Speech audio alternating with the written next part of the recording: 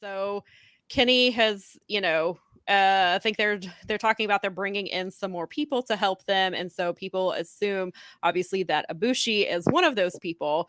But then the rumor is that, or people's guess, like on who the other person that he's talking about is Okada. But now we see Okada is getting ready to wrestle. Well, actually, we'll put a spoiler alert up first. Let me do the. Let's get that up. Here we go. I missed it last week, so we'll put up the spoiler for you guys listening on the audio. We're going to spoil some things from Dominion now because it's going to cross over to Forbidden Door, so we'll be spoiling some of that too. So you may want to skip ahead or pause this. Pause that until you come back. So Kenny, like we touched on before, Kenny did not show up at Dominion, but some people think the other person besides Ibushi is that Kenny is maybe going to be trying to get Okada to join them or to help them out. But now we see that Okada is going to be wrestling Danielson at Forbidden Door. So that'll be kind of an interesting thing with, I guess that could also set up some stuff there with obviously with BCC and the Elite, and now how Okada's kind of now he's involved with it as well. And we saw, because we saw Kenny and Okada tag together at New Year Dash, and that was a really cool thing to almost a surreal thing to see with that. So do you think that Okada will be involved with some stuff with the Elite, maybe to help them out? I'm going first here because I gotta say that when this happened, when Danielson's promo played, I peed myself a little. I was like, I mean, I can't believe it. Like these aren't 100% booked matches, so I'm not like trying to. But I mean, this Forbidden Door show is starting to look ridiculous. Yeah, but I don't know. I can't. Okada's going through this thing where he's like, especially now they've got Kiyomiya and I'm just jumping this right now and we'll come back to it, but they put Kiyomiya in the G1, and so there's that feud. I mean, I don't know. I don't know if Okada is going to be helping. I'm not sure. John, what do you think? He's not going to be around for very long because, like, if you're talking, I don't know. I mean, people are talking like they're going to do this blood and guts thing, but that's not set in stone either. That's not like it's something that's been announced. So, right. I think Okada is going to be available in June, and then he's not going to be available, pretty much until the end of the G1. Right. So, but do you think that they'll use him at Wembley? That they'll bring him? This is what Kenny's trying to bring him in for, is to help them out at Wembley. If I was AEW, I would be pushing the hardest I possibly could to get Kenny Omega to wrestle Okada at Wembley, because I've heard some people say that too. You need to give that show the greatest AEW match of all time. Right. You're a jerk. Hey, you're saying this because you want that match. Damn it. Because you're going to be at that show. It's not fair. They caught lightning in a bottle with the attendance to that show. Yeah, There's no way they're selling 65,000 tickets in that again anytime soon, unless there's some kind of like, I don't know, unless there's a clone of 1997 Rock somewhere, ready to come in and tag with no matches announced. Yeah, but that's it. Like, they're never going to do this again.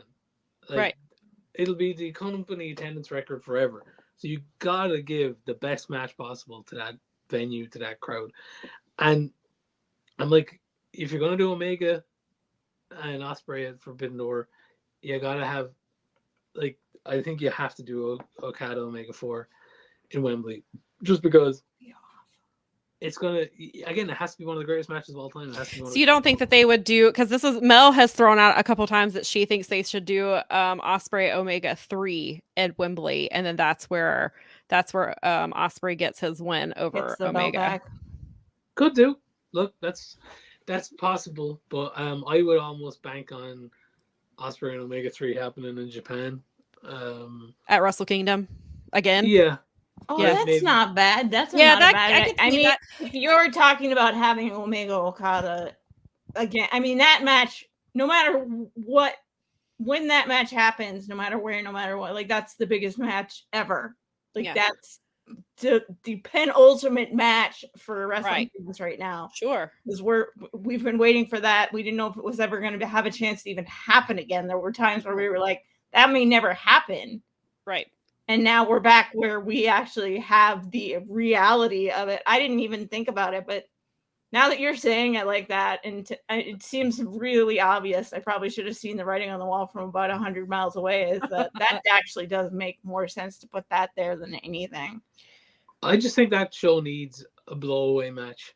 Like that's it. Yeah. But I think you can't half-arse this. Like it's got to be full on. You know, like AEW is a very high standard under pay-per-views anyway. I don't think this is going to be a pay-per-view, but whatever. It's like they better have a way to televise. I'm going to be pissed if he did say on the media call, because people were of course asking, and he was just like, I can't give you any information right now, but he was like, there will be a way for everyone to watch it. He was like, he wanted to say, but he can't. If it is the HP, and if it is because of the Max situation, then I assume it's because Max is making them wait to do anything. And so he basically was like, we have to get through Double or Nothing and Forbidden Door, and then we can start focusing all in. Tony Khan is going to personally upload an MKV file to Extreme Wrestling Tournament. You probably would. That's whatever it takes, okay? Because I better get to see that show. But it's just like, I don't know where you go. You have to over deliver though. In that regard. And like with Forbidden Door, I think this is the kind of show. I'm a New Japan supremacist. Okay, I own up to that. So for me, I'm just like, I think Kenny Omega is far and away the best wrestler in AEW, and I think Bryan Danielson is probably number 2. I'm putting them in there with 2 guys who operate on the highest level in the sport, and the New Japan main event. That's the Olympics of wrestling, you know.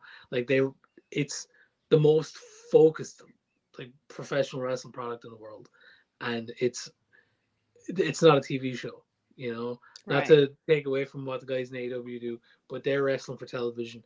New Japan is wrestling for wrestling, and that's why the matches are the way they are.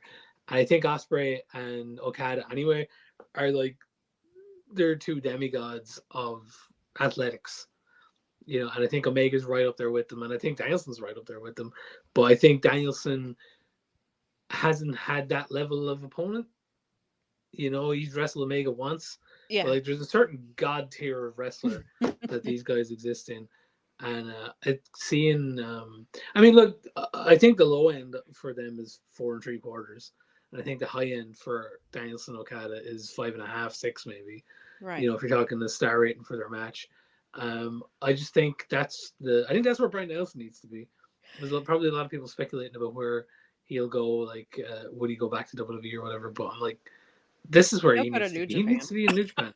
He would go to New Japan before he ever went back to WWE, I think. That's true too.